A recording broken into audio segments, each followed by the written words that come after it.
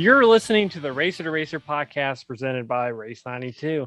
Race 92 is a vintage-inspired racing apparel brand specializing in celebrating vintage race culture and adapting to motorsports today.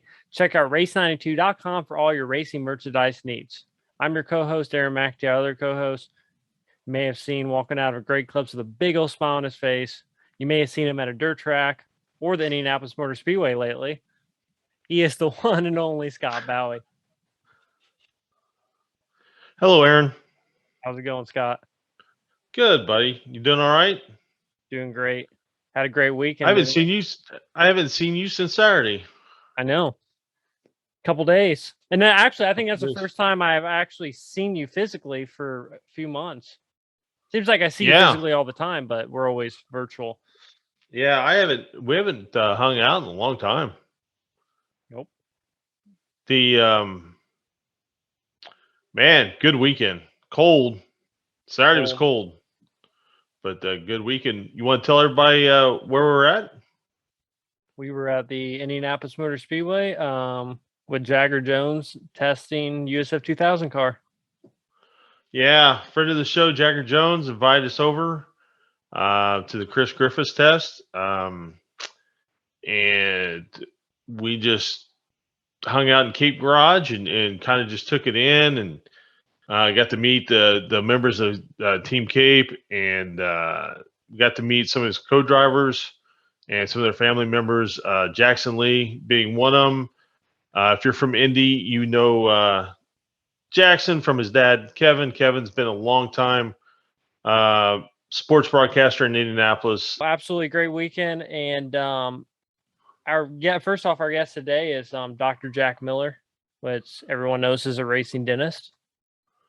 Yeah, and I actually talked to Dr. Jack in person on Sunday at the Chris Griffiths test. So nice man. I didn't get to meet his wife, but he was I just told him I thanked him for doing the show with us and very kind with his time. And he asked, when we're going to release it, he was anxious to hear it. And so here you go, Jack. It's been released now. Yep, and I'm sorry that I was not there on Sunday. Because I wish I would have been there on Sunday. You were missed, man. We had a great time on Saturday, and then it was. And then I was doing some filming on Saturday, and for Jagger, and I think we may have a video coming out sometime, or Jagger may be putting it on his social media. But no, it was a lot of fun. Definitely really enjoyed it, and hopefully be able to do some more stuff like that in the future. Yeah, it's a shame you weren't there on Sunday. It was a lot warmer. I know. So sorry. And the sun was coming out. The sun came out Saturday when they were done running. The last session. Yeah. Because all the drivers were talking about how much different the track was once you got the sun on and got the heat in the track. Yeah, that's when I lost my wristband. I was trying to find it. Right. Yeah. But so we talked about that a little bit. Obviously always want to thank everyone for liking and subscribing to our channel, listening on Spotify and Apple Podcasts. If you haven't already, please make sure you like and subscribe. We definitely appreciate everyone listening. And we definitely have several really good ones coming up. We just recorded one. When was that? Last week, Thursday. That was really, really good. One of the legends of racing for sure.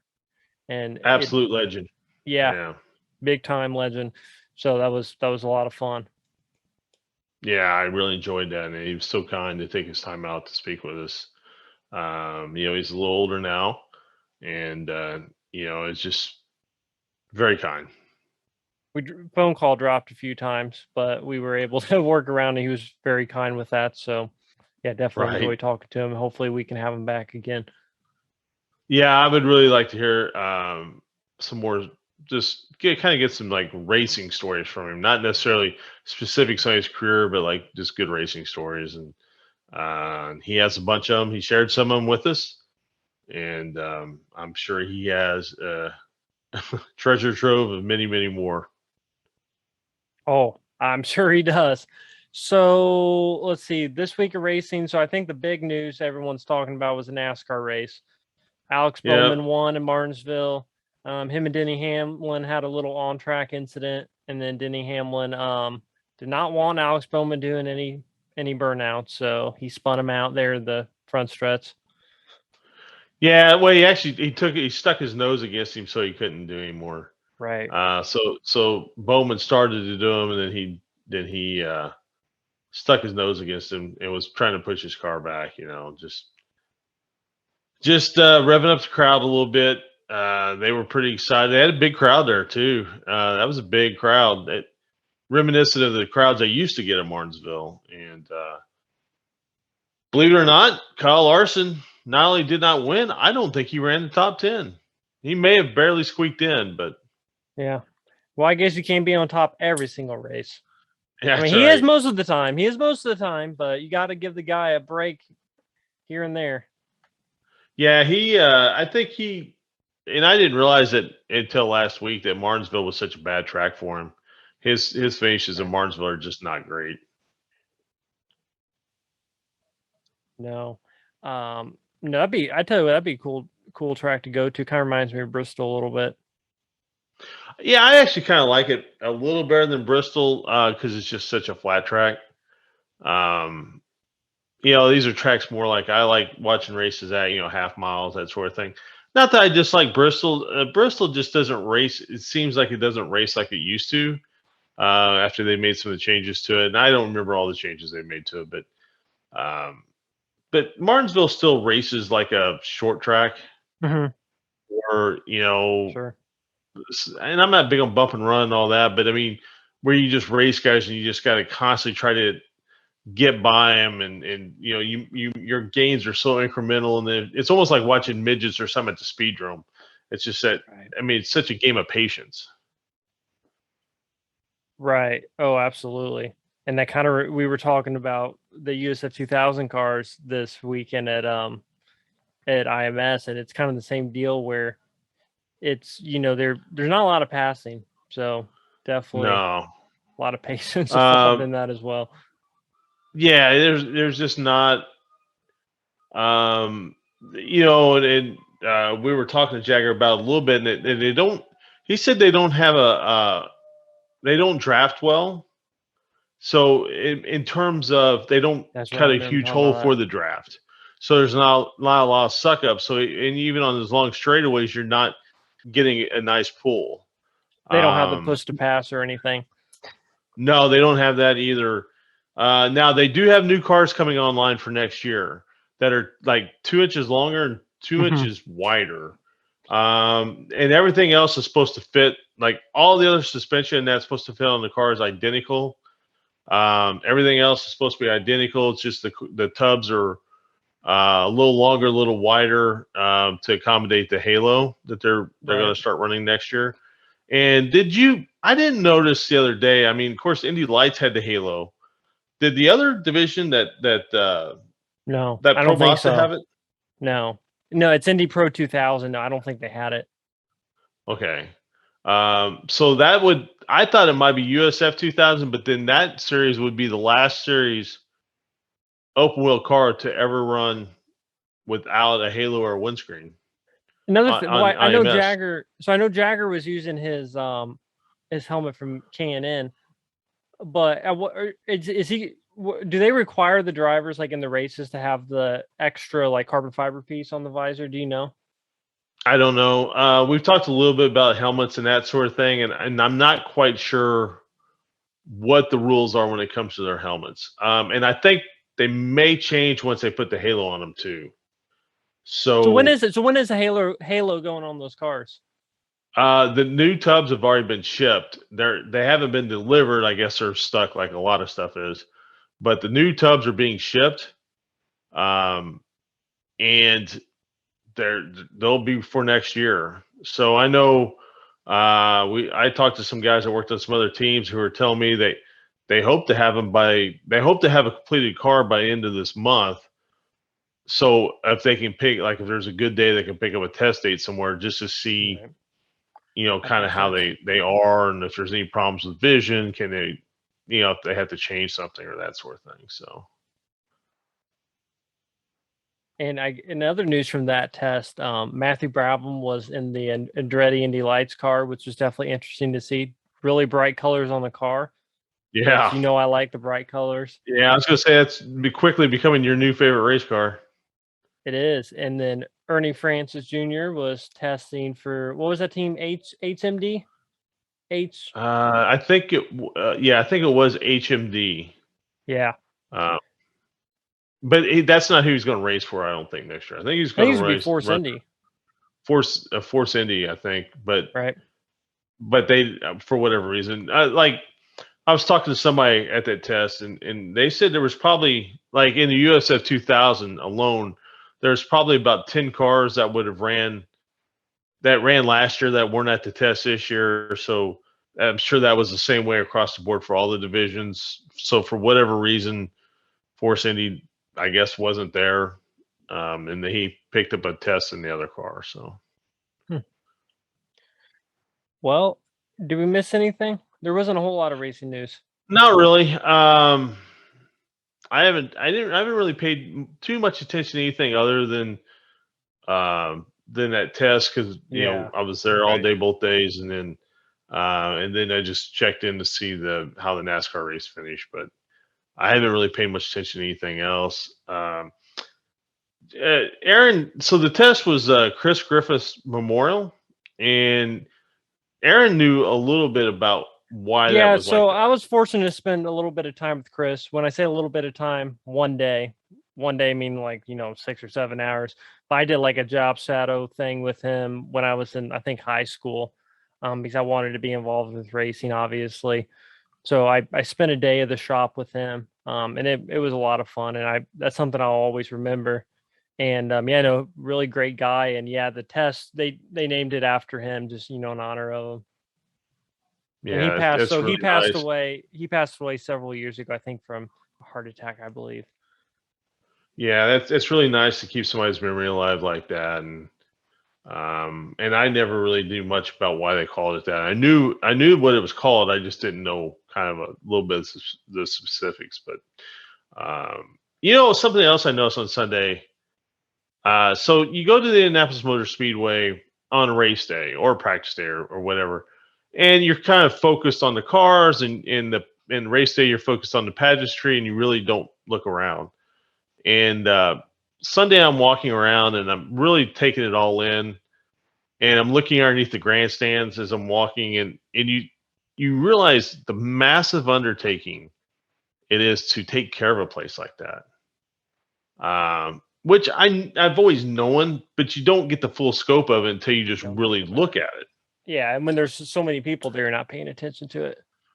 Yeah, and it was just really like, because there's stuff that you can tell the paint's starting to come off, and I already see the other sections where they've already started repainting those sections, because you have to, because it's steel, you don't want it to rust, and man, it's just such a massive undertaking. And everybody thinks, man, that race just makes so much money and that track makes so much money. Well, it costs a lot of money to keep that going. Yes, it does. And by the way, you found another dirty spot in the I believe in the garages, right? The old F1 garages. Yes, or somebody actually painted something on the ground. I couldn't believe it was that somebody painted something on the ground there and left overspray on the ground. Oh yeah, well, and also the dirt. There was like dirt on top of the dirt on top of the dirt had settled on top of the garage door opening things, where they got to go in there and clean all that off, I'm sure. And Roger was there driving around. We really should have showed it to him. We should have flagged him down, let him know. Let him know. Took him around. I'm sure he would have appreciated that. Oh, I'm sure he would. Him or Doug. I'm surprised we didn't see Doug Bowles. You know that I didn't see Doug. Well, he was flying back into town. I saw on Twitter he flew over the track during the test. Oh, he took a photo of the track. I didn't think about that. Yeah, I don't know where he was, but he just took a photo and said, "Love," something to the effect, "Love seeing the Indianapolis Motor Speedway," or something like that. And but how about Roger being there? I mean, again, this is something that he really doesn't have to attend. Right? We were staying by Holman Boulevard where they run the road course there, and looked back, and he was driving by in his Tahoe or Suburban or whatever, and he I don't know if it was Cadillac or was Suburban. looking at the cars, right? And then he parked and went into the Juncos hauler. Trailer. Yeah. Yeah. Then Mark Miles was there too. Somebody had a photo of him and Mark talking. Oh yeah, I saw that photo. It was on social media.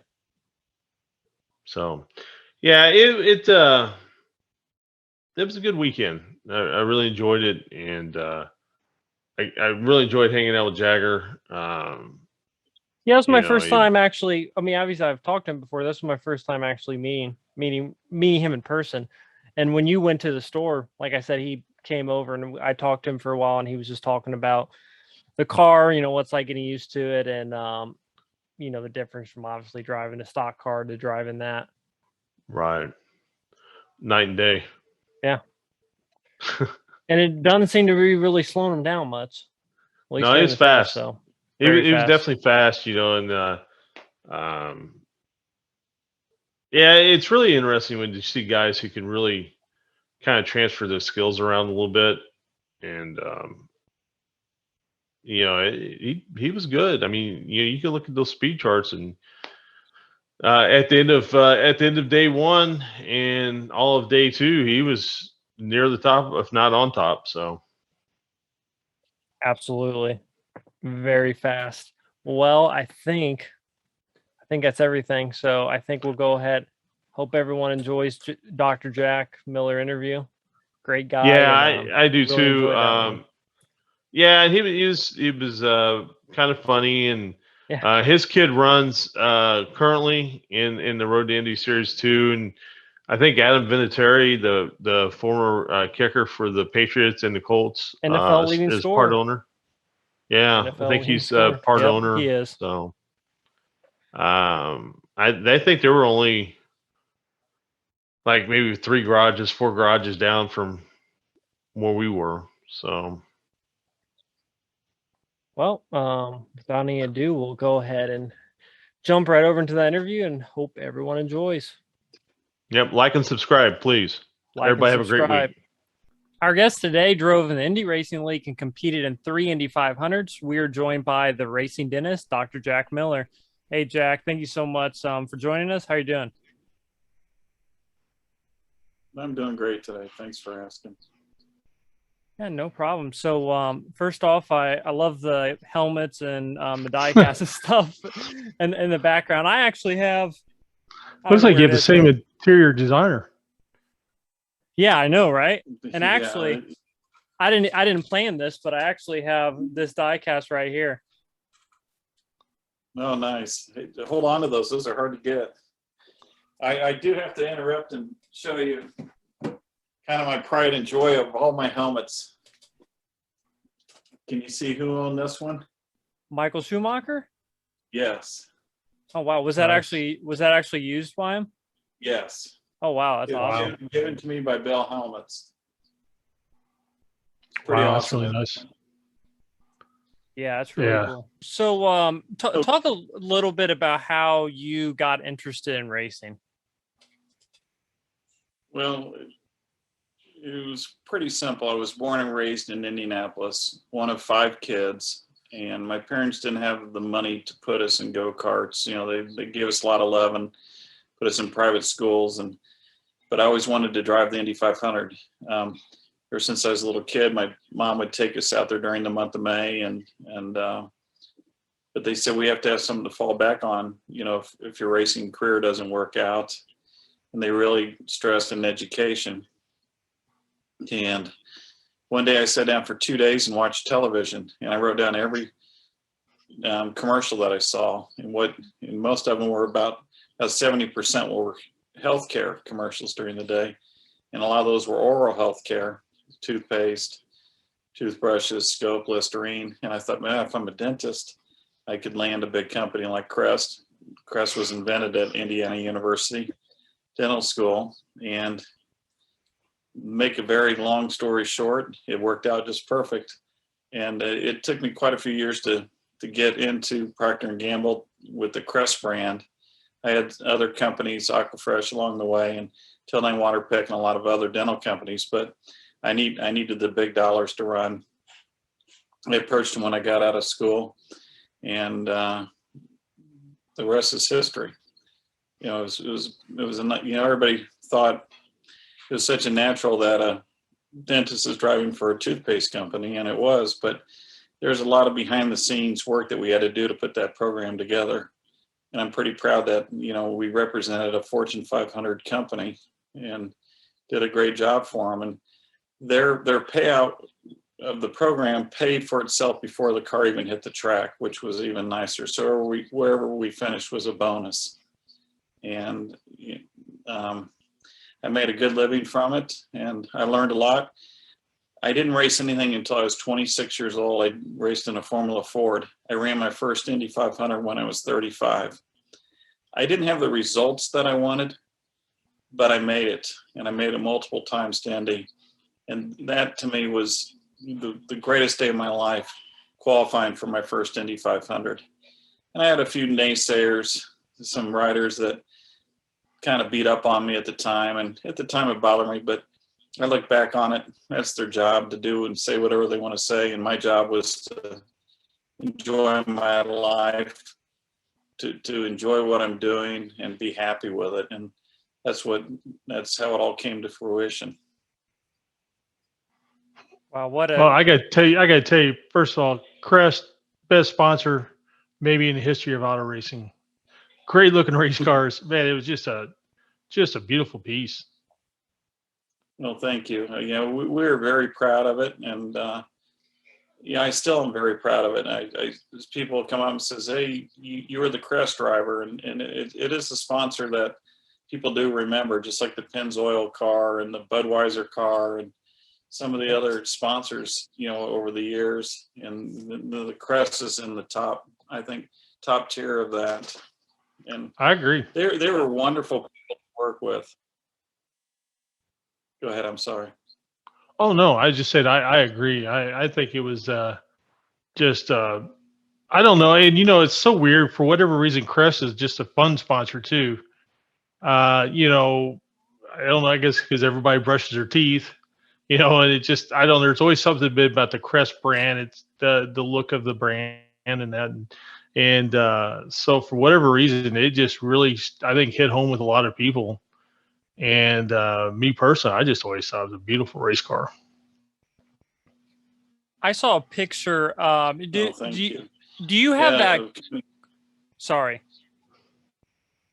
I was going to say, I saw a picture online that you have the race car in your, you have the race car in your office, your dentist office, or was that something different that I saw? No, it was, we have 5 dental offices. My wife's a dentist also. Mm-hmm. We have 8 dentists that work for us. So one of our offices, we took a Lola Indy car, put it in the Crest livery, and then we flipped it upside down and it's hanging from the ceiling. It's kind of a funny story on that. We've had patients. That one particular office has been open for 20 years. And we've had patients that have been in there 4 or 5 times and that'll still come in one day and say, "When did you put the race car up there?"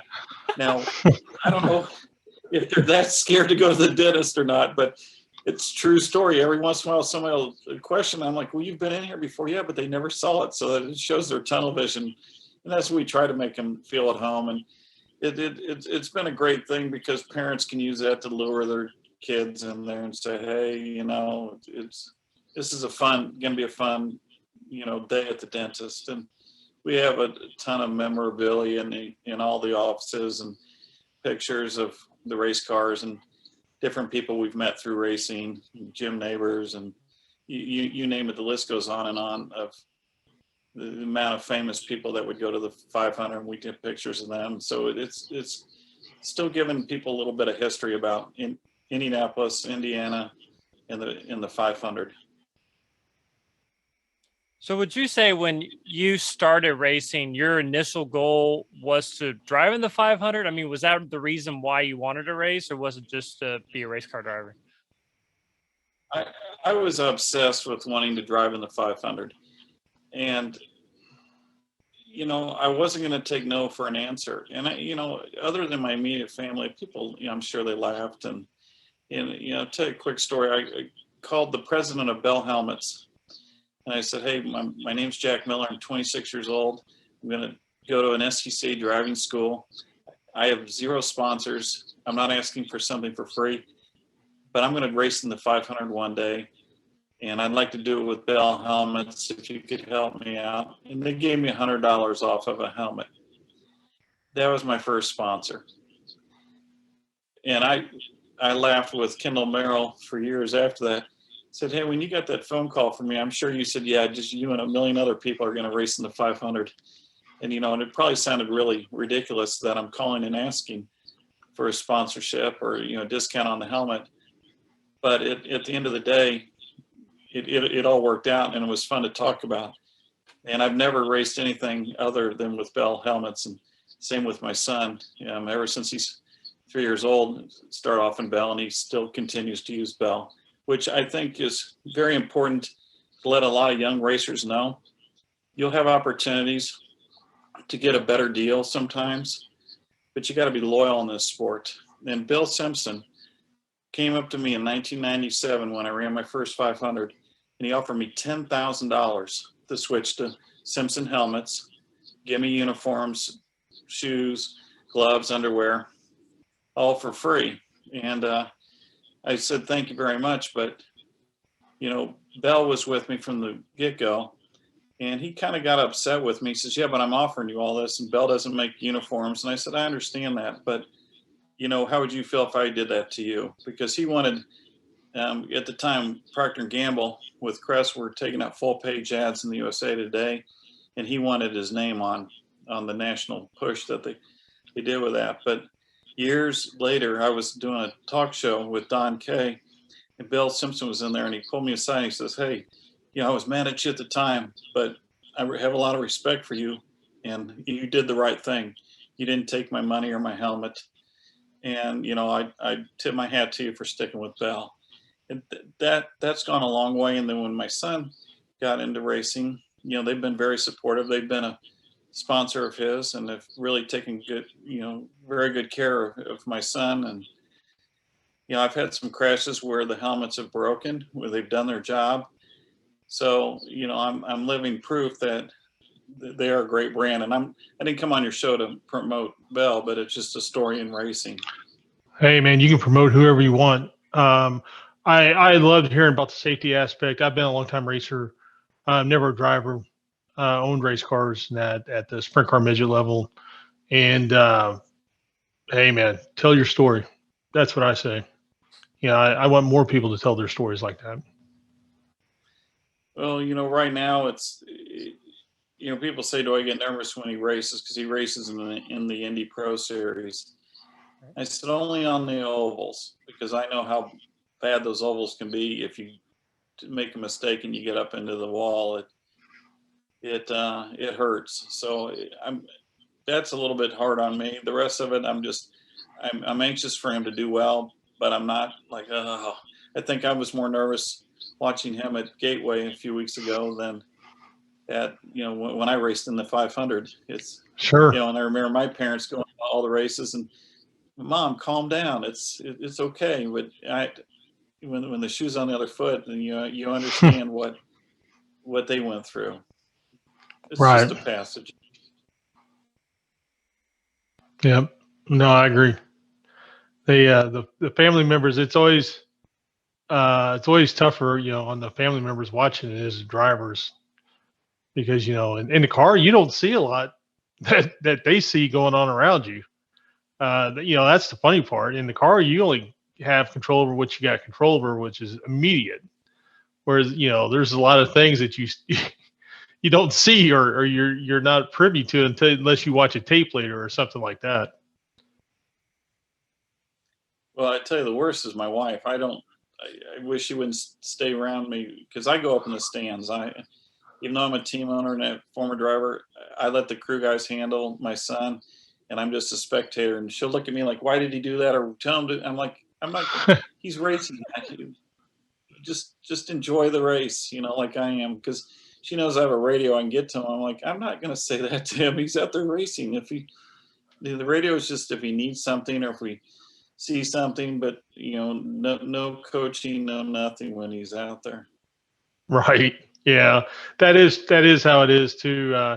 We had a guest on recently. His name Tanner Holmes, and he said his mom used to ask him a lot of questions. Why didn't you do this? Why didn't you do that? Or so they have a nice piece of property, and they built a little go-kart track out back of their house, and with some really fast go-karts, for dirt racing.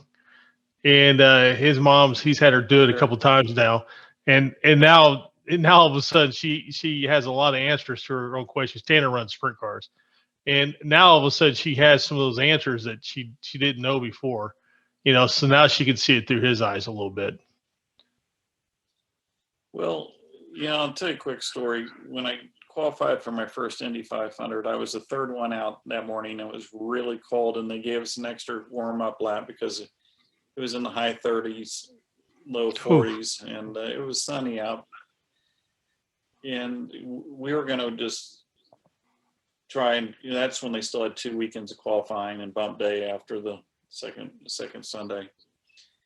And we had engine issues, motor issues earlier that week, so we didn't really get to test the car that much. I said, no, I'm going to give it a shot, and we can always wave off. And I think he had 3 attempts then.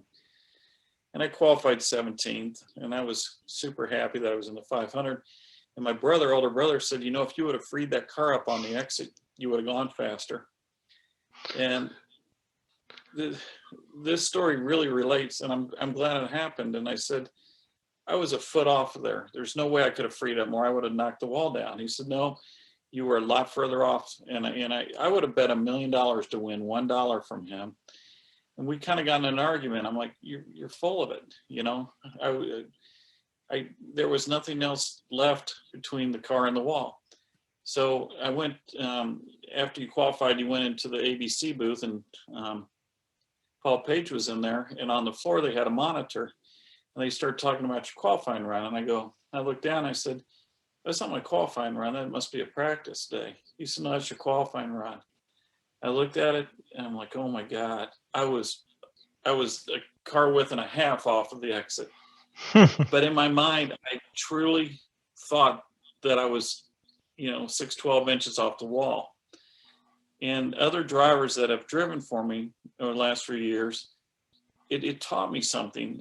Even though our data and the video is saying sometimes the opposite of what they're saying, it's taught me that in their mind, the perception of what has happened is true, even though it wasn't true.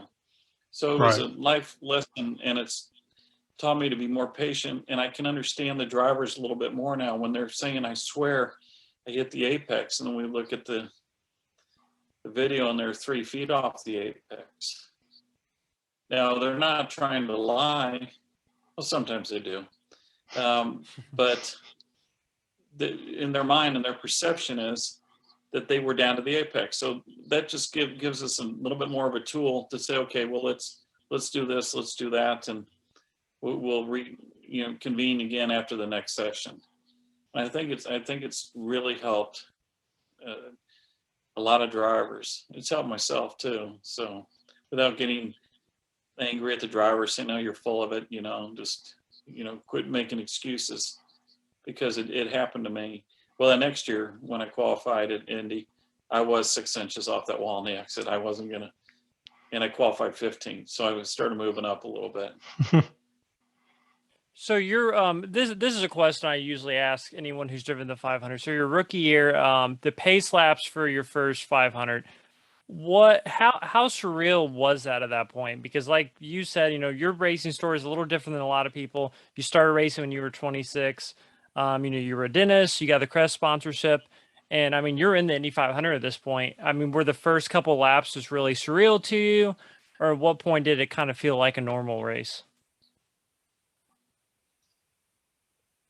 Well, that year was quite interesting. The pace laps, I was nervous. I'm like, I can't wait for this. Let's get going and throw the green flag. Well, when I was coming out of turn 4, the whole 5th row in front of me, I think, the whole 5th row, all 3 of them crashed, all came together, and I spun down to the inside trying to avoid it. And I just remember how upset I was and how angry I was because I thought I was going to hit the inside retaining wall. And the last second I flicked the car and it came right back up on the track. And in that short time, I was so mad at those three guys in front of me. So then, it took, I don't know how many laps under yellow for them to clean up the mess with the three crashed cars.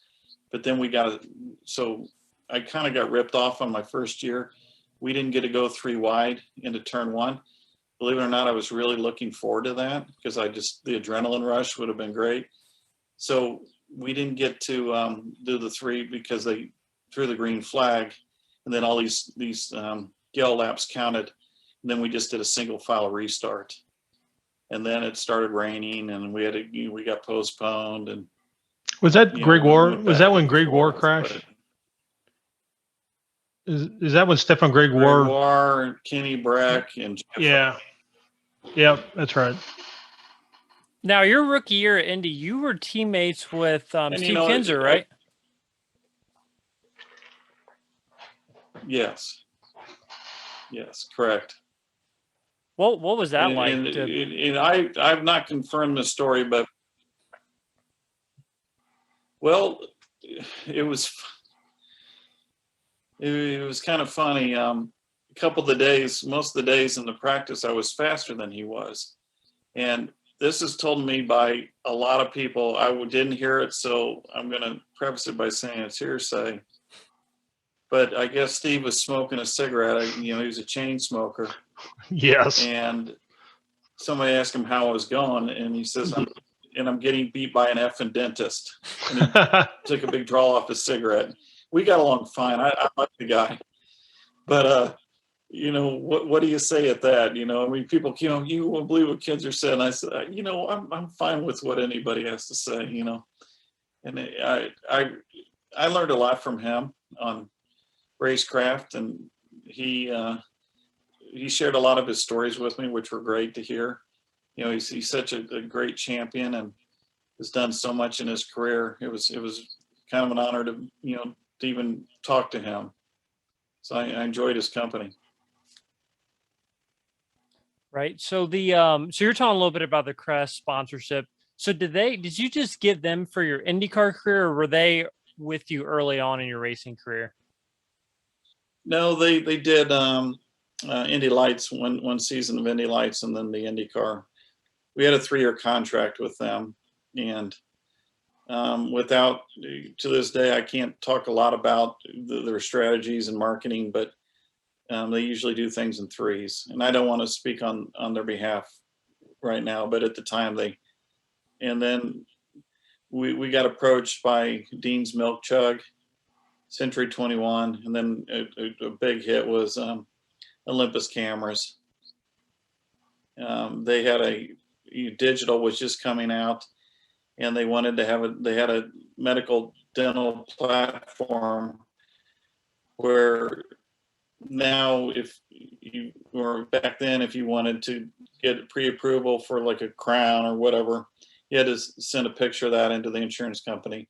Well, they wanted everything electronic, so they saw a way to really platform, have their dental platform in the public's eye, and we did a lot with entertaining a lot of dentists, and it was a great sponsor to have. All of my sponsors have been great over the years. Right. I will say, I think my favorite racing photo of all time, at least one of them, is a photo of you throwing toothpaste into the stands. I don't know what track it was. It was at the Motor Speedway, and people loved it. I signed so many little Crest boxes and toothbrushes, and we made I had the crowd going. I mean, I can't hear you, and do back and forth, and then I'd throw them up, and people were diving for them. And then one of the representatives from the Speedway came by and says, "Hey, can you stop doing that for a little bit?" And I said, "Why?" "Well, we're doing the Coors pit stop contest, and no one's paying attention to that. They're all paying attention to what's going on in the stands." I said, "No problem." So we stopped for a little bit, but it was and all sponsors should take advantage of anything they can at these races. I mean, the fans love it. And, you know, we had a lot of fun throwing and giving away toothbrushes and toothpaste, and know that people are going to use it when they get home. Their kids are going to use it. And, you know, the marketing ploy that they put together was just second to none. I mean, they're such a good company, and they know how to promote their goods. We did mobile dental clinics where we had, you know, an RV that we converted into a dental clinic, and we'd pull a trailer with an Indy car in there, and we would get local dentists to volunteer their time to go to schools a week or 2 weeks ahead of time. They would do screenings on these kids. They wouldn't actually do work, but they'd write down what they thought they'd see, and then they would staple a business card to the sheet. So when little Johnny or Susie went home, they gave it to their mom and dad. And if they didn't have a dentist, then this dentist could get a new patient. The kids got an autograph card, a die cast, toothbrush, toothpaste. And Procter & Gamble knows that if you can sample first graders, and 7 out of 10 are going to use Crest for the rest of their lives, or, you know, these different numbers, which are proprietary. But yeah, I think you get the gist of what they were trying to do and accomplish. And we saw over 1 million children, you know, a year with the program. So Wow. they knew that this program paid for itself. Like I said earlier in the, tonight, that they paid for it, the whole program, before the car even hit the track. And then any coverage that they got on the track was a bonus for them. You know, I think, you know, these companies, they spend a lot of money, but not all of them do great activation. You know, and it sounds to me that's what the Procter & Gamble was so good about, was the activation part of it. It just, I often never understand why some of these places spend so much money, but then they never really make that connection with the fans. And you see it all the time. It's not, you know, like, you would think when somebody spends the kind of money that they're spending, that they would do a better job of just, you know, getting that out there. And it doesn't always work that way. Well, a lot of times, you know, a driver or owner or parent approaches a company to get them into motor racing, and a lot of times these companies just don't understand, you know, how to take advantage and maximize their investment in the program. So you kind of have to educate some of your sponsors on and show them what the best bang for their buck would be. Now, Procter & Gamble had the Tide car, the Crisco car, Mm-hmm. Lava car. They had their whole motorsports division, and that's who I originally contacted. And they were cutting back that program, so I got a letter saying, "No, I'm sorry, thanks for the letter, but you know, we're not interested. We're cutting back our motorsports program." But then later, after a few years, I realized who to talk to, so I went to the brand managers, totally different division, and talked to them. And yeah, even though Procter & Gamble had that motorsports, the company's so big that the Crest brand had never even, you know, spoken with them, or, you know, it's like they're almost separate companies within the big company. So we had to educate them on what we thought, and we listened to what they had to say. We're their target audience, and so we put our program together to meet their needs. And you know, we have sponsors now. For example, Patterson Dental that sponsors our program. And you think, why would Patterson Dental? What they are is they are like a Walmart. So as a dentist, all of our needles, our syringes, our x-rays, our x-ray heads, all of our equipment, all of our disposables, we go to one company, Patterson, and it's one-stop shopping. So what we did, we approached them and said, "Would you like to sponsor us? And here's why we think you should. You should invite your good customers, your good dentist, you know, in Mid-Ohio or Indianapolis or wherever we go. We'll entertain them, wine and dine them, and they'll get pit passes. They can go see the Indy car You can walk right down in the pits with the Indy car. It's a way for you to spend more than 5-10 minutes with these dentists. Try and bring in new dentists that you'd like to convert over to Patterson, and this will be our third going on fourth year of Patterson sponsoring us. And but we make it work for them, and you just have to have big ears and listen to what these companies, what their ultimate end goals are, and then put your program together according to what their needs are, not your own needs. And Right. so many people say, putting the name on a race car, it's just a bonus. You have to have the business to business relationships. There's very, very few companies that's just, like Crest, okay, the name's on the car, that's great, but we have to quantify, we're spending millions of dollars a year, and we have to quantify that. So it took me years to figure out how to raise the money. I mean, my story, it should have never happened. Here's somebody 26, just starting their racing career and made it to the Indy 500. And I'm not trying to pat myself on the back, but on paper, it doesn't make any sense. But the reason I made it is, I owe this to my parents. Say, if you're going to be a ditch digger, be the world's best ditch digger. And if you're going to do something, do it right and do it all the way.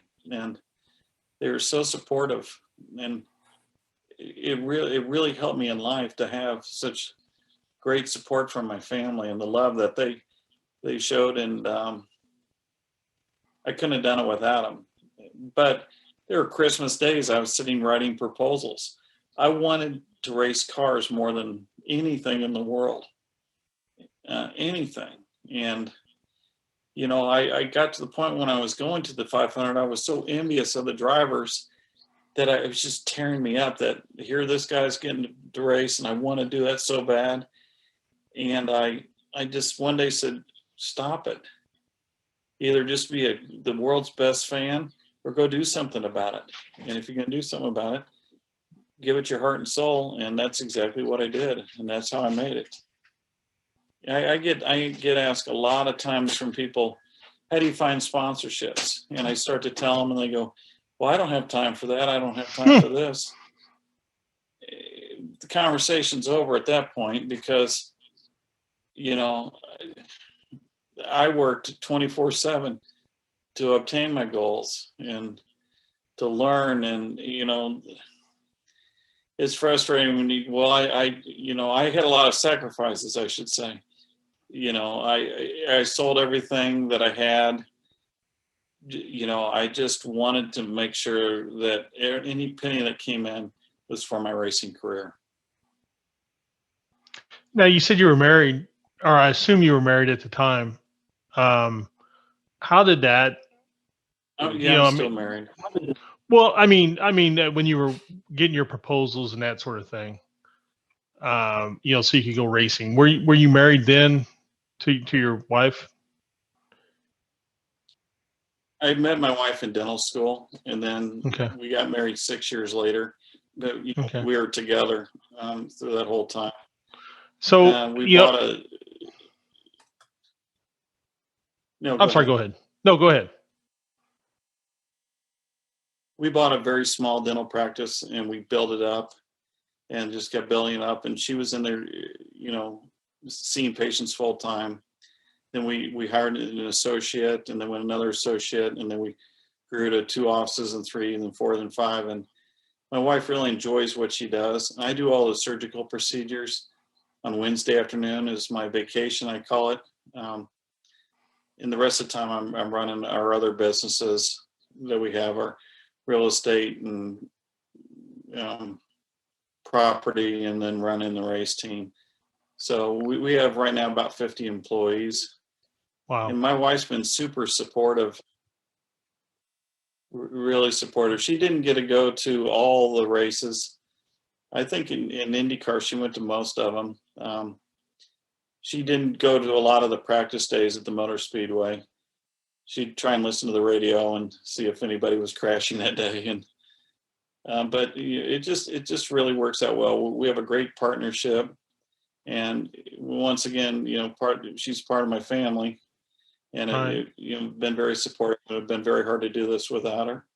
Now, talking her into letting my son race, that was kind of are you sure you want to do this? Speaking of the dirt track, I have a 17-acre motocross track Oh, wow. in my backyard that I built. 1,500 truckloads of dirt. And my son, when he was, 2, 3, he was on a little PW50 dirt bikes, and he loved riding the dirt bikes and the snowmobiles and the quads. And then one day I said, if we're going to do go-karting, you can either do go-karting or you can do motocross. We're not doing both.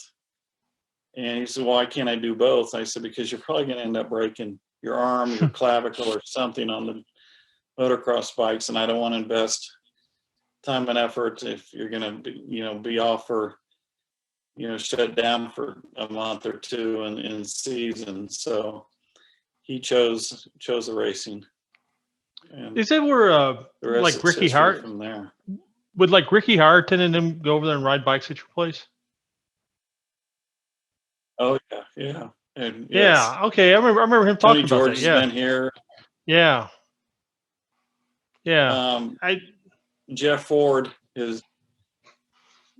I got schooled by Jeff Ford. He called me after Indy one year. He says, "Hey, I'm training for the X Games. Can I come ride at your place?" And I said, "Sure, but you owe me a 3-lap moto, and it's 1.75 mile long track." And I said, "You owe me one moto," and I've done, gosh, I can't even tell you, hundreds of thousands of laps around there over the years. And I thought, he's going to beat me, but it's my backyard. He's not going to beat me that bad. After 3 turns, he was gone. He made me look like a little tiny bitch. It was, oh my God, he slaughtered me. I just, the guy is an amazing, amazing rider. And for me, I was mad at myself to even think that I could even remotely stay up with him. He could make the turns so quickly, where I'm jumping 20 feet in the air. He's only jumping 5 feet in the air and getting right back on the power. And yeah, don't pick a fight with Jeff Ford on a dirt bike. That's all I can say. Yeah, he's a hell of a rider.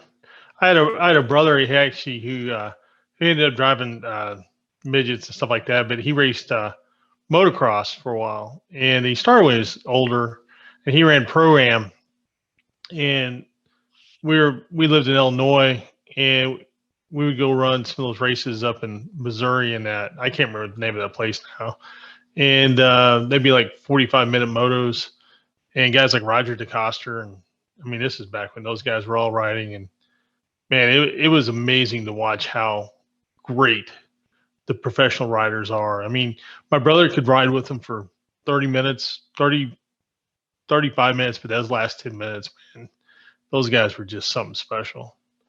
It's just to truly watch brilliant motocross riders is something to behold.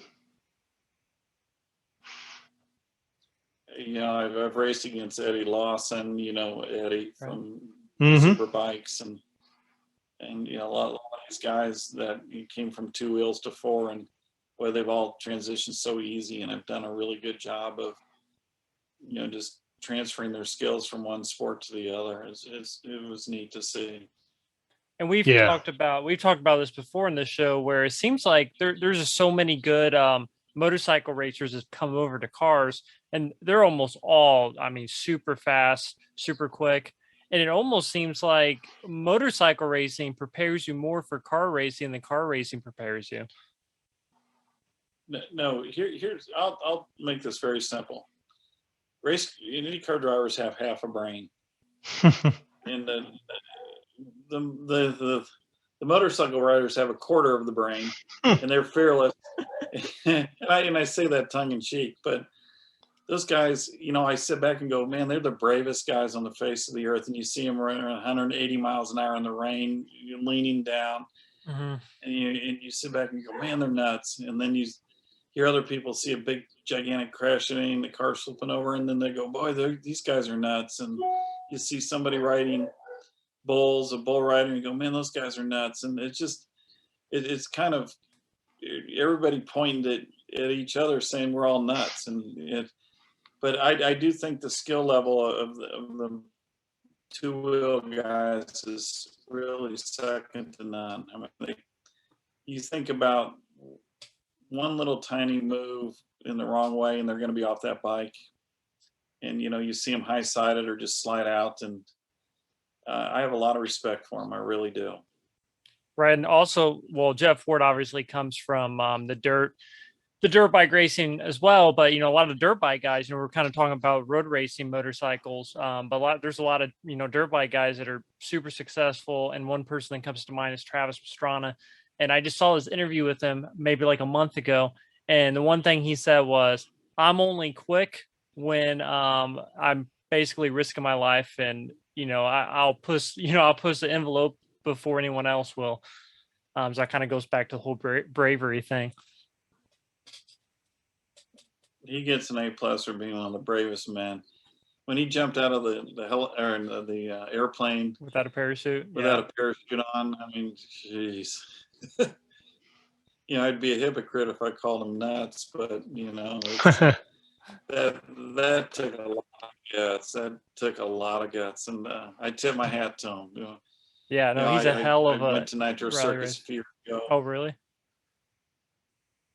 Yeah, it was at the MGM Grand, and he puts on a really good show. And I have so much respect for what he's done, and I think anybody in any type of motorsports and non-motorsports has to look up to the guy, other than saying he's fearless. But I think he's very calculated in what he does also. Right. And he's someone who, I mean, he basically wins almost every rally race he's in, but he tried to do the whole NASCAR thing. And obviously, he had some struggles with that. He ended up, being halfway decent. I think he got one pole. But, and that was kind of obviously a money driven thing. And after that, he said he would never do it again. But I think, ironically, he still does some truck races, because I know him and Connor Daly have this little like bet they do. And both of them are racing. I think it was in the Vegas truck race this past year. Yeah, Connor's a good friend of mine and my son's, and I've known his dad, Derek, for umpteen years. And I tried putting Connor to fight a couple of guys in IndyCar, and he's like, "Why do you want me to do that?" And I said, "Oh, you're a big guy. Come on, let's see if we can put something together." So it just kind of came more of a joke about, so let's put you in a cage with Travis Pastrana. Well, because I know that he's his new best friend, and they have a lot of good fun together. But Sage Karam was the guy that I wanted him to fight, and Sage Karam's a big boy. Me. I said, "Hey, you gonna take me?" Yeah. Well, Sage, he's a wrestler. Yes. His dad teaches wrestling at the high school. Yes. And we had a lot of fun with it. And I said, "Boy, can you imagine?" And we'll put together some other people, some of the crew guys, and we can turn this thing into a big match. And then Connor said, "No, I like Sage. I can't fight him, and he would kill me in a matter of minutes with his chokeholds from his wrestling days." Oh man, I would not want to tangle that dude. Yeah, his dad is a big guy too.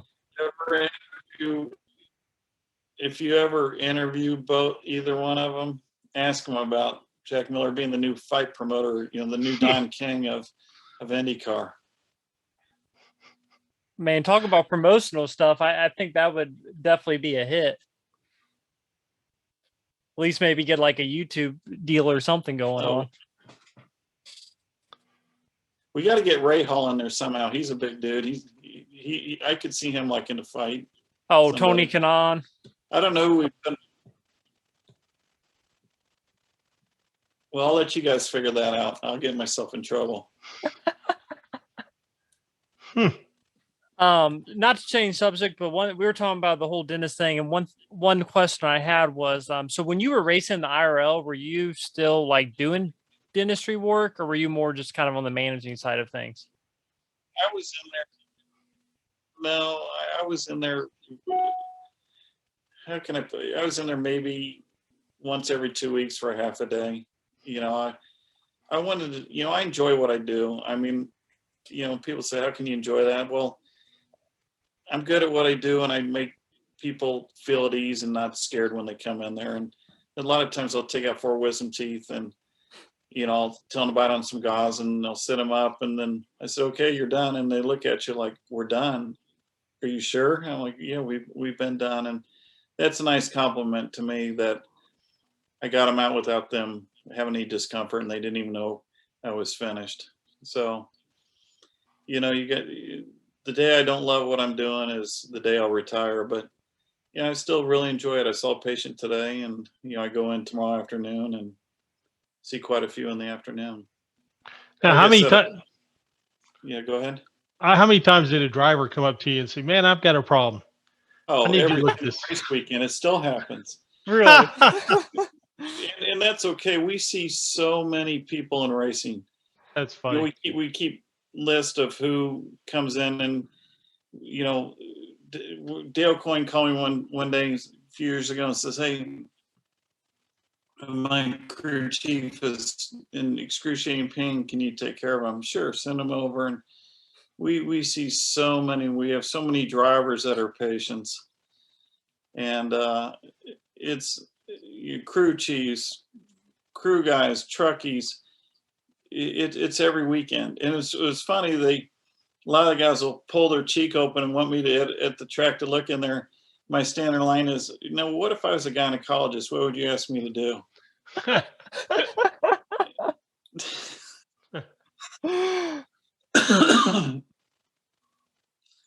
But excuse me, I don't mind. You know, it doesn't bother me at all. It's kind of a nice compliment, and we usually see them Monday or Tuesday the next week, and you know, and it helps people out because a lot of these teams, you know, they're busy, they're traveling so much they can't get to the regular dentist, and you know, be seen on a weekend or late night. We're always accommodating, and no one leaves in pain. Put it that way. Oh, that's awesome. Good deal. But no, I did that. That's just that's funny. And actually, I know my dentist. He's like the official dentist of the Pacers. Does IndyCar have like do they have like? I'm guessing they probably have some kind of dentist like on staff, or if there's I don't know what problem you would have. I No, would think they would have someone like that on call. no, they don't. They usually just they just call me or the office, and we get them in. Yeah, I don't know what it means to be the official dentist of the IRL, or not IRL, but of IndyCar. But you know, we're there to help anytime we can. Yeah. Right.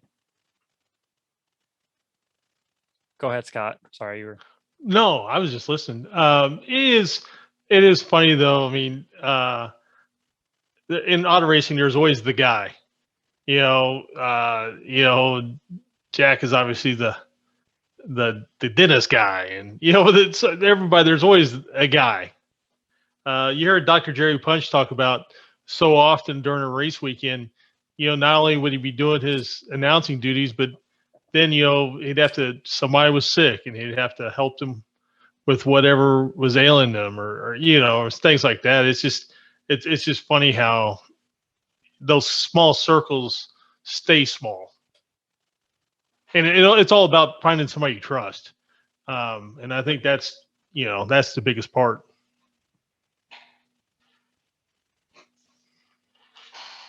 Well, we see a lot of Pacer players, a lot of Colts players, movie stars. Unless they tell us that we can release their names, we can't release their names because of the HIPAA violation and everything. But most of them are like, hey, tell everybody, you know, we're very happy going to you guys, and you know, it's fun. It's fun for my wife when she's in the office seeing patients, and she'll say, hey, so and so was in today, and talking to them about how they're running that next weekend.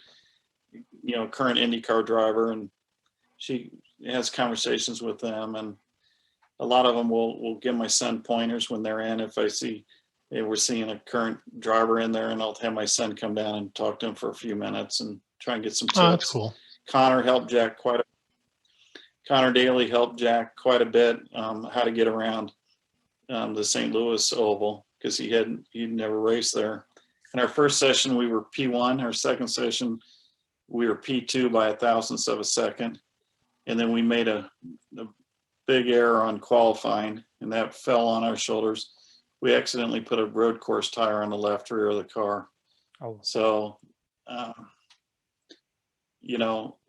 was I upset? I was more bummed for him, because we should have been on the front row. And then we qualified 6th, and he was going to make a pass into turn 1, and the other car came down, and they collected each other and ended up in the wall. It was hard to see, because I knew he was going to hit the wall. And, I joked around with Connor afterwards about, you didn't give him that tip, that we need to have oval tires on the car, and he just laughs. But it's a small community, and everybody seems to know everybody, and a lot of people will be upset with somebody this week, but then they're best friends the next week. And I have to say that through my whole career, there's just one particular rider that I did not like. He bashed me pretty hard, but years later, I just have to accept the fact that he made me even a little bit more famous than what I was. So it wasn't all bad publicity. It was all bad, Right. but some good came of it. Right. Well, I mean, it's, not everybody's going to like somebody and whatever. I mean, it's not your job to make them like you. It's your job to go out and Prove 'em perform wrong. for your sponsors and Yeah. perform for yourself. And, the cards fall wherever they fall, Well, and it opened so many doors. That's what people don't really realize is, even though I didn't win the Indy 500, I was in it. And, I met Mike Pence through racing, through my contacts. And then I flew him in my plane for 5 years. And it was an awesome honor that he trusted my pilot skills and everything. And I was with him and his family on the first election night in New York Hilton. And when they won that night, it was, I felt part of that was me helping them, and it just opened a lot of doors. It's kind of like, I would say, being an Olympian. Even if they didn't win a medal, they were still an Olympian, and they still had a great time going to wherever they went. So, I would like to see my son win the Indy 500. But I'll be thrilled when he drives in his first Indy 500, because I know how I felt. Now, he's a lot better than I was, but he started off at the age of 3, and we spent a tremendous amount of time and effort and money making sure he had the best equipment, the best coaching. And, we made mistakes along the way, but we've learned along the way, and we've had some great results and everywhere in between. And that, it just teaches you more about life sometimes than just that is the sport of auto racing. So it comes full circle, and I just love it. I love every day that I get up and talk about what we're going to do the next race. The shop's here on my property, so the shop guys are here every day, and I get out there and we talk. Hey, why don't we try this, try that? And there's so much strategy. It's just a wonderful life right now. So you're talking about owning the team. How did you get hooked up with Adam Vinatieri? Well, long story, but he lived about 2 miles from me, and his guy that was putting his satellite dish in, Adam, had just moved to town and was asking him if he knew anybody that had some land, because he wanted to site one of his rifles in. So the guy's name was John Kennedy, and he said, yeah, Jack Miller, blah, blah, blah. And he exchanged phone, gave me my phone. He called and said, can I give Adam your number? I'm like, sure. So Adam came down the next day and brought some rifles, and I have a shooting range here on my property. And we're both kind of gun fanatics and have a lot of guns and have the passion. And we just hit it off as friends. And now our sons were 2 years old at the time, and they were 2 days apart from each other, birthday wise. So they played and rode the quads. And Adam's son, AJ, started to race kid karts, and we'd go to races. And then he found out that he was better at the stick and ball sports, so he stopped doing that. But we just became really good friends and gone on hunting trips and fishing trips, and then he's a big car fanatic.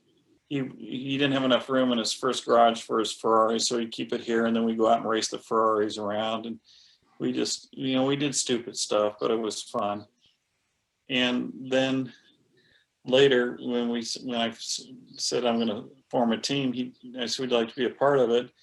He said sure, and he couldn't drive anything on a racetrack while he was under contract with the Colts.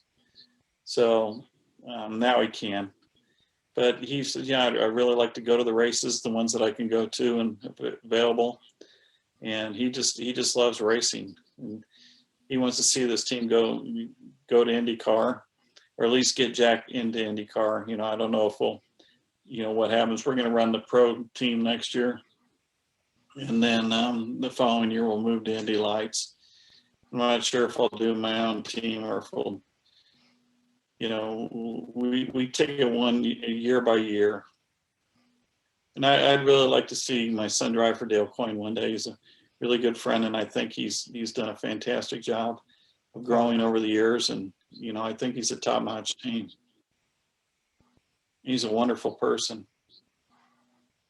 You mentioned earlier you had a little story about him. What was your story?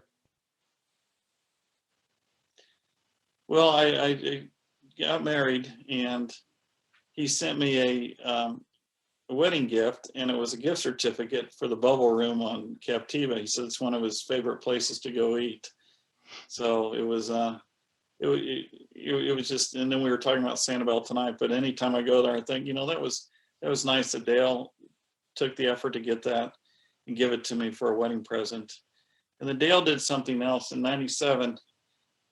I think IndyCar was in Brazil that same weekend that we were qualifying. And when I qualified, he picked up the phone and called me and said, "Hey, congratulations for making the field and everything." And it really meant a lot to me because Dale took time, and I'm sure at the time, cell phones aren't as easy as they are now, where you can call a foreign country. I'm sure there were some codes and just a little bit more of an effort to get a hold of me. And, that he took the effort to do it still means a lot.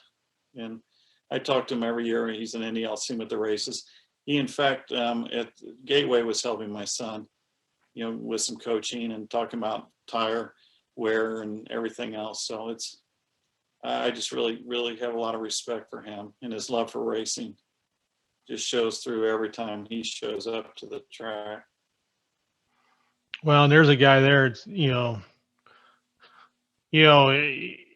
just used to show up every weekend and make his laps, and then but nobody saw the vision that he had, and he was in it for the long run, and I don't think people really understood that at the time. And thankfully Dale has been. Dale has been a huge boon for the sport of IndyCar in its current iteration. And without Dale Coyne, there's a lot of really great race car drivers that may never have gotten a chance. So thankful for Dale Coyne. Yeah, absolutely. He could have stayed where he was and done just fine. So yeah, I agree. Yeah, I approached Royal Oak Charcoal back in the early '90s about sponsoring my Indy Lights program, and they said they'd be interested in doing something with IndyCar. So I called Dale, said, "Hey, I have this sponsor, and maybe you could help me out a little bit through that sponsorship since I'm bringing it to the table." And Eric Bachelard drove the Royal Oak charcoal car, if you remember. That was a red car with yellow letters Right. on it, and that was my first kind of introduction to Dale. And I've watched him grow for the last really 30 years, and he's just, he's such a calm man too. You never see him get upset. Now he might be sometimes when his cars are in the fence or whatever, but he never shows it. He keeps his cards close to his chest. Yeah. No, I agree. So we're talking a little bit about like Crest earlier and some other big sponsors in racing. What do you think is a big thing for a sponsor to get involved in racing? Like, how do you think like a big sponsor like Crest, for example, really measures success? Like, paying this amount of money to sponsor a car is helping us out. Like, how do they really measure that, if that makes sense? Most of the companies have some sort of algorithm that they put in there. If they see, so many people see it on, print, audio, video, and they all have their different ways to quantify their involvement. I'll give you a great example. Mayflower Moving, they were based out of Indianapolis here, and I approached them. I said, "Look, I'd like for you to haul our transporter around to all the races and pay for the hospitality food." And I met with him, and the guy goes over and holds his hand up on top of this stack of proposals. He says, "Yeah, you and everybody else." He says, the only reason we'll sponsor you is if you can bring us business. So it was just timing was right. Teledyne Waterpick was a sponsor of mine, and they were moving from New York out to Colorado, Fort Collins, Colorado. It was a big move, $1 million plus move. And plus they have their trade show that they need people to set up and haul and everything else. So I contacted the people at Teledyne Waterpick, and they were sponsoring me. And I said, "Look, can I put you in touch with the Mayflower guys?" And they said, "Sure." And they said, if they're within 3% of our, on the bids, we'll use them because, it'll benefit us. Less money we have to put in the program. And I said, and the deal was done in less than 2 weeks. And so I've been, sponsored by Mayflower, and I had a lot of IndyCar team owners say, "How did you get Mayflower?" And I said, "Well, I brought them business. That's what they want." And, they could easily quantify how much they were spending and what they got back from Teledyne Waterpick at the trade shows. And then they opened the door to other companies that they were using. So they were extremely happy with what we put together for them. So, you have to really listen to what, like I said earlier, you have to listen to what makes that company make money. And just the neatness or the fun of putting a sticker on the car is really the very least the thing you can do for most companies, unless it's, a branded consumer, product. Right. No, that makes sense. Yeah. I mean, I've always wondered how, businesses, really measure success with sponsoring a car. But no, that makes a lot of sense, kind of, talking from that perspective. Well, I think really the real takeaway is that so many people look at it, what can that company do for me, and they don't look at what I can do for them. Mm-hmm. And therein lies the problem. I mean, that business relationship has to work both ways. It just has to, and if it doesn't, there's no reason for that company to spend the money. Here's what I tell everybody is this, and it took me a couple of years to really sink in, because I'd send out hundreds of proposals and I would get zero response. And then one day I said to myself, if I own that company, would I sponsor Jack Miller to go racing? And if I couldn't believe in my heart that I would, then why would I ask anybody else to do it? And that's when the light switch came on. The lights came on, and my ratio was about 90% of people sponsoring me. And I pretty much knew when I would call a company that I was going to show financial sense for them to do my program. And if not, I didn't contact. So I saved a lot of time and effort and money, just, putting together a program that I knew would work for that company, and basically put them in a situation where they'd have a hard time telling me no. Because I've turned down companies in the past because I did not feel like I could do a good job for them through the type of programs that we were doing. And people go, "You've turned them down?" I said, "Yeah, because it would have been 1 year, one short year, and then they would have said, well, that didn't make any financial sense to us." We had one company that wanted us to hand out samples of, and I don't want to say the company, at these races, and they wanted us to hit these certain numbers. I said, well, we can never do that.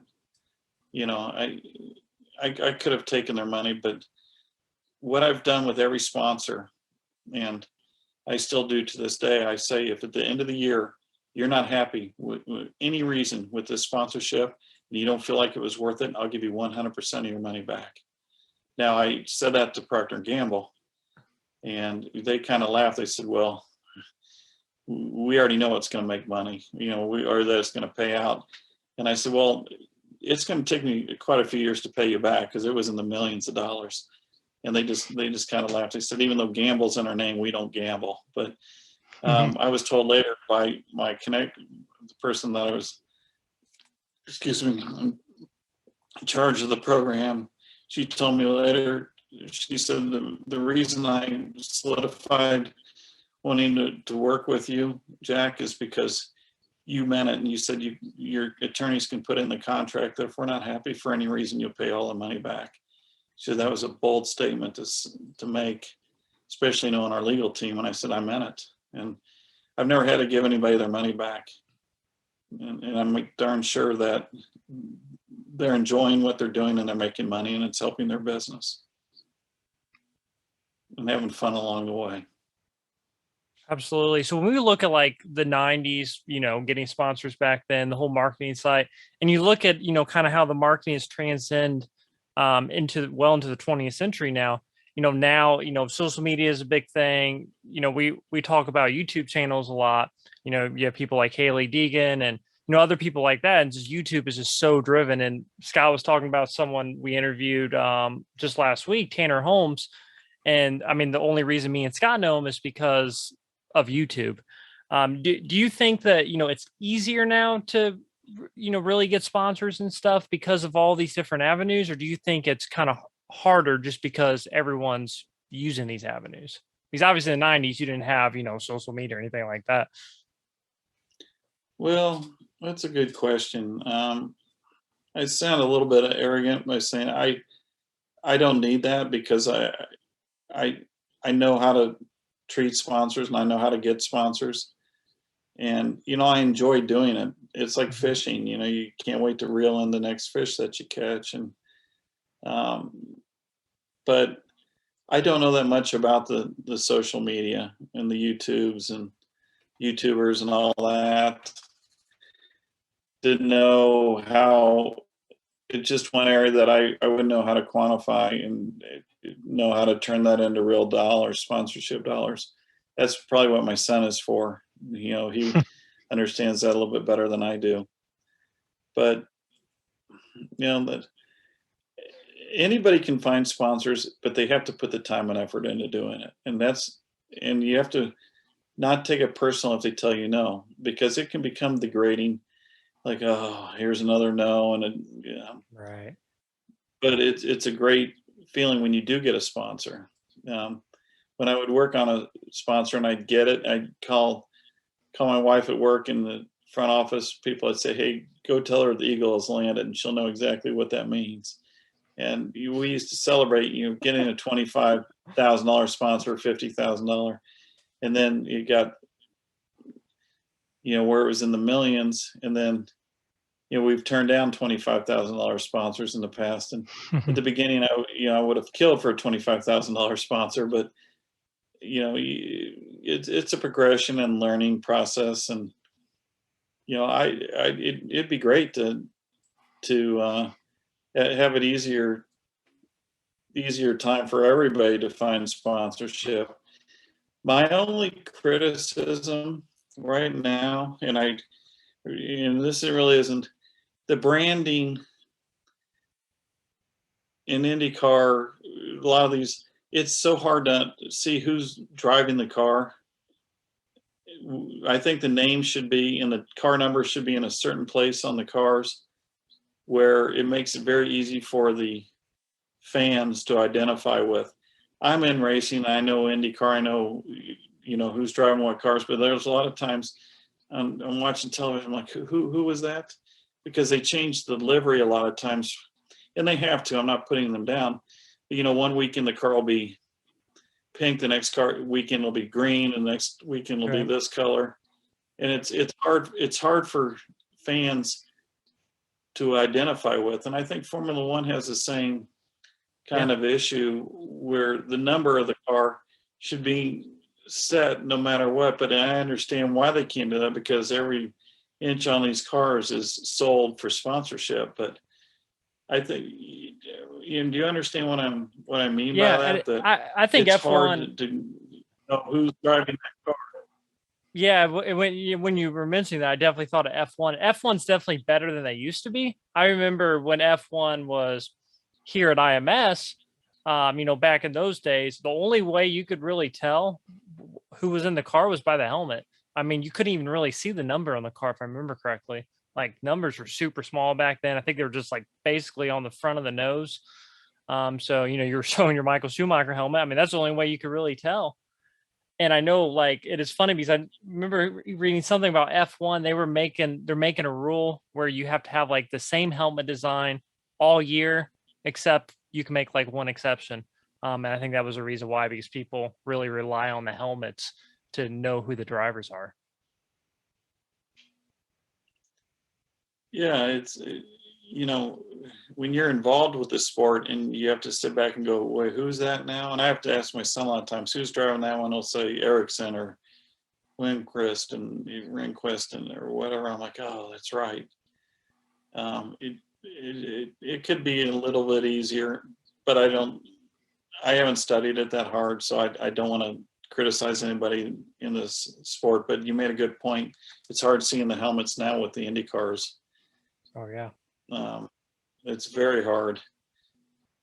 But my son's going to be driving one day, and I'd rather not see his helmet through the safety of the windscreen. Right. We interviewed Ryan Hunter-Reay, and he was talking about the windscreen with the heat. Obviously, I remember Connor Daly lost, like, and you probably have heard this story since you know Connor. One race he said he lost like 10 pounds or whatever. I mean, that's just crazy. It's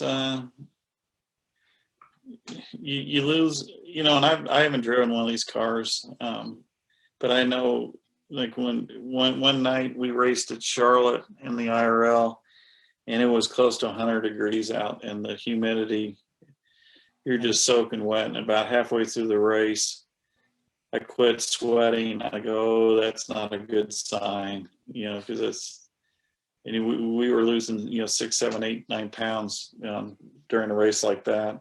I can imagine what those guys go through.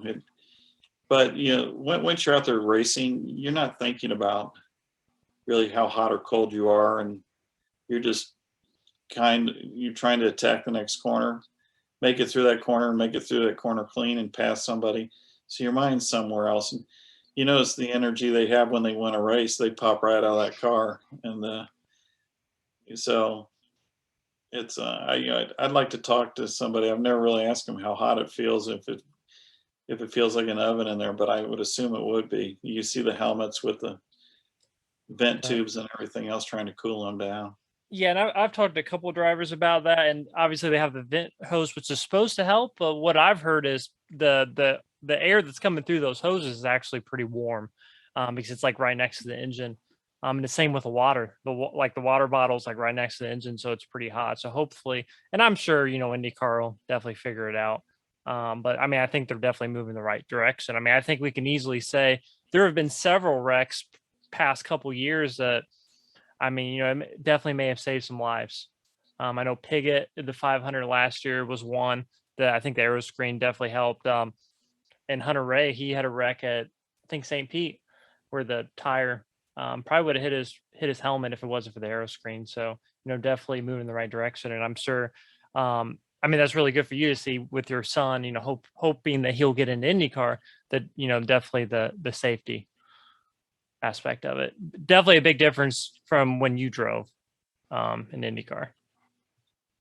Well, it's funny, you go in the museum and I'll look at cars 10 years before I drove and I go, God, whoever drove that, they were brave. And then I'm sure people are saying that about, man, I can't believe the IRL, their head was so exposed, and those guys were brave. And it's the feet was a big thing too. You look at a lot of those cars, I mean, how close your feet were to the nose was just crazy. That's why everyone has, messed up feet. Jeff Andretti, Yeah, good example of that. He's had a lot of problems, a lot of surgeries over the years on his feet. But I applaud the Road to Indy series, because we're going to the new chassis next year with the halo on it. oh, that's right. And I'm all for that. People were complaining, it's a $50,000 upgrade. I'm like, I'll pay $50,000 in a heartbeat to save my son's life. And if something comes off another car, and, if you're worried that much about it, then I think that's the wrong attitude to take. Safety will spend any amount of money it takes. So that's how much a halo. Have been wonderful. That's how much a halo costs. 50,000. No, it's a new tub. Oh, the whole new tub. Gotcha. So the whole new tub, and it's a new under tray and rear or side pods and rear engine cowling. So everything on the cars now will take off and put on we'll build a new car. Mm-hmm. The front wings, rear wings, attenuator are all the same. So it's, I think it's a cheap or an inexpensive fix in the whole big picture. So, because these chassis now, we've ran them for a few years and they start to flex, and, we're ready for a new chassis. And I applaud that they didn't listen to any naysayers about, we won't be able to afford the series. We have 4 cars. It'll be $200,000 to upgrade them. Ask any parent of the kids that are driving those, and they'll be more than happy to say, charge me more money, then let's have it. But we were hoping to have them for the Chris Griffin test, but they're having a hard time coming from Italy, and right. So it got delayed a little bit. But so they're going to use the same configuration for this test. Halloween weekend at the Motor Speedway with the current configurations, the 21 chassis. Right. And the funny thing is, 20 years from now, people will be probably looking at the current chassis and they'll be saying, I can't believe you guys drove those back then. And it was probably the same in the 90s, because that was the safest car. It was the safest car at the time. Yeah. And, it's a state of mind too. When you're a driver, and I've heard other people, and I really mean this, you don't think about getting hurt. You think, I might crash, but I'm going to be the lucky one that doesn't get hurt real bad. And I think if you didn't have that attitude, you're probably not going to push the envelope ever. And, you probably shouldn't be racing at that point. Oh, absolutely. So when we wrap up our interview, Scott always has a question that he likes to ask. So I'll go and let him ask it. Yeah, and I think you probably already answered it, but I like to give the person we're speaking with a chance to acknowledge a person or a group of people who really was instrumental in their career. And, oftentimes it's family, but oftentimes it's not. It can be, anyone who really help push your career along. So in that regard, kind of who would be that the person or people who really got your career going? I have to go back with my wife, my mom and dad, my older brother, and my older sister. were, you know, my older brother company sponsored me for years. He was there by my side. My sister helped run the Crest program, and then my parents were there. No matter what happened that day, they're always like, "Hey, we're proud of you. We love you. It'll be okay," or, you know, "Let's look forward to the next race." And my mom was the one that we were at a trade show for Century 21 down in Florida. We had the race car on display, and next to it was a what did he call it? The Electronics Expo. She came over and said, "Hey, I want you to meet my new friend that I just met over there." And his name was Brett Serksner, and he was with Olympus Cameras. And she brought him over to our booth, and we talked, and she put the deal together, and we were sponsored by them. So, you know, it was definitely family. And, you know, my family believed in me no matter what happened. And, you know, you have to, that's so important. If you can have somebody at the end of the day say, "Come on, keep going, you're almost there." Because there's some days that it gets hard. It's easier now, but, you know, I made every mistake I could make, and I made a lot of them, but I learned from every single one of them, and I try not to make as many mistakes now. And it's not perfect, but I having a great time, and I wouldn't change anything. You know, with my son racing, we got to spend weekends together. I spent a lot of time, and the day that I had both my kids, my needs and wants went into second place. They were always number one. So I hope that they understand that also, and one day I'll say, "Hey, you know, my dad and my mom were my rock and support." Yeah, no, I can fully identify with that on a lot smaller scale, but my mother especially was always a driving force, you know, that kind of kept us racing, even though we would say, you know, it's probably not financially smart that we own this midget or whatever. And she always loved it so much. And, you know, even though my introduction through motorsports is actually through my dad, who was the chief mechanic for years. And, but really it was my mom who was a driving force that kept us racing for so many years. You know, once, you know, he wasn't really a crew chief anymore and that sort of thing. So I can definitely fully understand what you're saying there.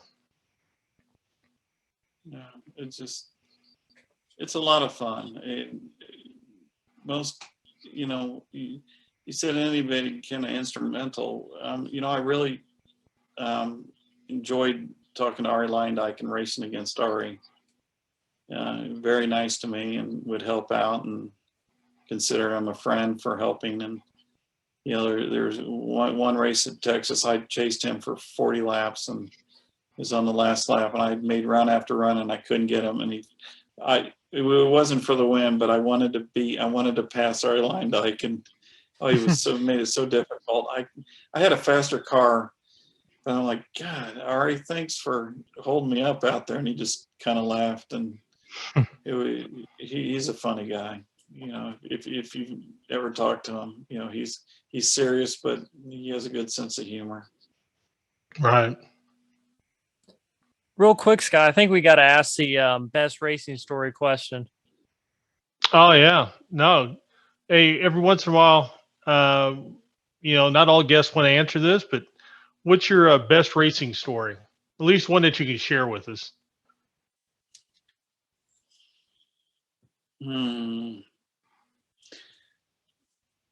It kind of ties into the IRL, but the team that I was running with in '97, our first race was at Disney World, the Oval. Mm-hmm. And earlier that week, my team was helping a guy named Pooterball out in I think they called it not the USF 1000. No, it was a open wheel car. It was like a Formula Continental, but it was a 2-liter. And he was struggling out there, and he wasn't very fast, and he was complaining the car was in bad shape. And they asked me if I'd get in the car. I've never driven one of those, but after driving the Indy car around there, I got in this car and I felt like I was crawling. We spent about 20 minutes making some changes, and I felt the balance of the car was really good. So the next session he goes out, and like lap 3 or 4 into it, he loses control of the thing, and I mean, wads the car up just bad. And everybody kind of, no one wanted to say it, but I know what they were thinking. Well, Jack, what did you do to this car? You killed the car now, you know? So I think that was on Wednesday, and they were qualifying on Friday. And I was more nervous in qualifying, watching him qualify, or everybody else qualifying, to see where my time would have been, than I was worried about me qualifying my own Indy car. And the fun part of the story is I would have been on pole. Oh, wow. The time that I ran, when I was in the car, would have been on the pole. So it was a big whoosh, because I Right. looked like went from 0 to hero pretty quick. So I was Right. like, I knew you guys were thinking it was me. And, I was it's like, man, that was a big qualifying moment that I wasn't even in the car, and it had nothing to do with it other than I just want to make sure that my time was okay. So I think that's Right. kind of one of my best racing stories. But Huh. I had Buzz Hawkins flip me off on the pace lap at Indy one year because I kept messing with him, pulling up like that. And he came out of turn 2 and he's flipping me off, and I go, yeah, good. I got inside his head. And, and I really like Buzz and his family. And I talked to him later about that. He goes, man, I was so pissed at you that you just kept running. Thought you were going to hit me and all this. I'm like, no, I'm just messing with you. That's funny. Was there any driver that you were friends with that people would find it hard to, like kind of surprising you were friends with? I mean, you were pretty much friends with everybody, right? I mean, you didn't really. I didn't have any problem with anybody. I mean, Cheevers can be an ass out on the track, but Eddie's a patient of ours, and I get along fine with him. When I ran Indy Lights, I had a Brazilian teammate named Walter Salas, and Tony Kanaan, Helio were teammates with another team, and Walter would go say this to Tony Kanaan, da da da da da, and I go down and say it to Tony. I go, what's that mean? And it was bad stuff. Okay, then he'd say, you go tell this to Walter, and then I would go down there and tell him, and it was all dirty stuff, and we had so much fun doing that over the years. So each race, both Tony and Helio would be like, oh, we got to get Walter, and go say this to them. So I would say I'm pretty well versed in Portuguese bad slang and words, which you wouldn't say around your mom. That's funny. That's good stuff, man. But there are some people that might be upset at the time, but you'll see them. And you've seen an IndyCar, they hate each other one weekend, and after a crash, they're all both telling their story, and then everything cools down, and then, a few races later, they're best friends again. And right. You can't hold grudges in this sport for very long. They'll just eat you up. It's just not the way to live life. Better have some fun. Right. Oh, No, yeah. I agree. All right, Aaron. You got anything? I don't. Well, Jack, thank you so much. Really appreciate you taking the time. I know you said you have to go into the office tomorrow, so hopefully we didn't keep you up too late. Oh, no. I got to watch the Monica Lewinsky story tonight. Well, I think we all know how it turns out, right? It's on FX, and I saw it earlier. I go, you know what? That looks entertaining. I might watch that. It looks just bad enough to watch, doesn't it? Yeah, it kind of draws you in. You shouldn't like staring at the sun. Right. That's right. Well, at least it's not guys, a. Thank you very much for having me. Yeah, no problem. No, I was just going to say, at least it's not like a full series, because my issue with Netflix is when it's a big series with multiple seasons, I start binge watching. I think everyone is guilty of that. It's hard to stop. Yeah, no, this is on FX, and I don't know. Okay. I'm not sure. Is it more than one show or not? I don't know. I'll see tonight. So, Right. Well, guys, if you hear anything, we got to put a plug in there for Indy Dental Group. Give us a call. We'll take good care of you. Absolutely. What about your sponsors for your son? What about your sponsors for your son? Pardon me? What about your son's sponsors? Well, that's Patterson Dental. Well, that's who's they're sponsoring him.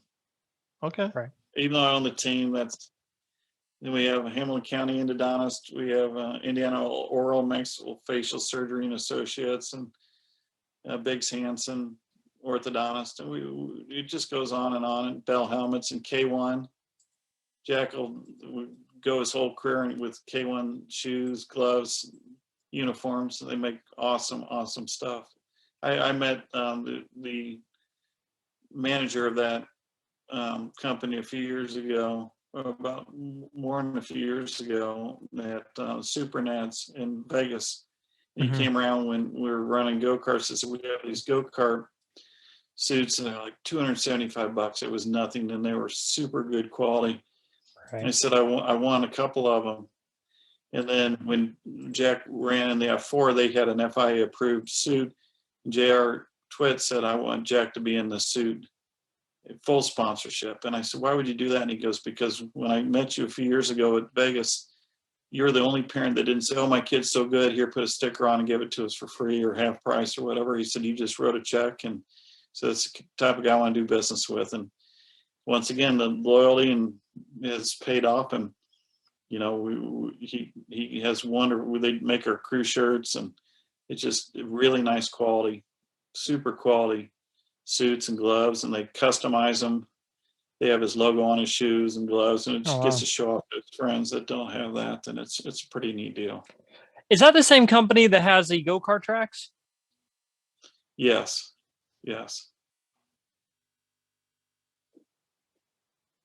I wasn't sure if it was. Yeah, I wasn't sure if it was or not. Yeah. Because now there's like P1 racewear too, I think.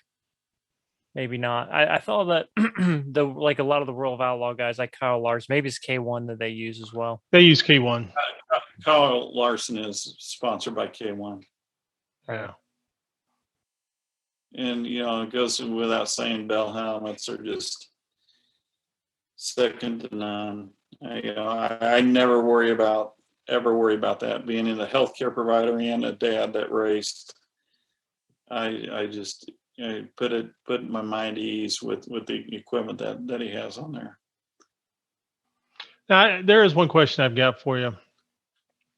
Why were you a big fan of the turbine, or were you a big fan of Parnelli, or just that car is cool, or why do you got that particular piece up there?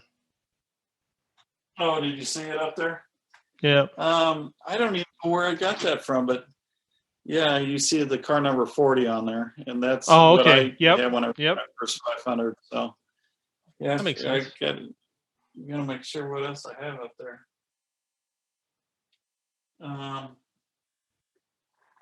I thought you were talking about airplanes when you said turbines compared to. No. So no, I do like turbine airplanes also. Well, I'm sure. Yeah, I bet.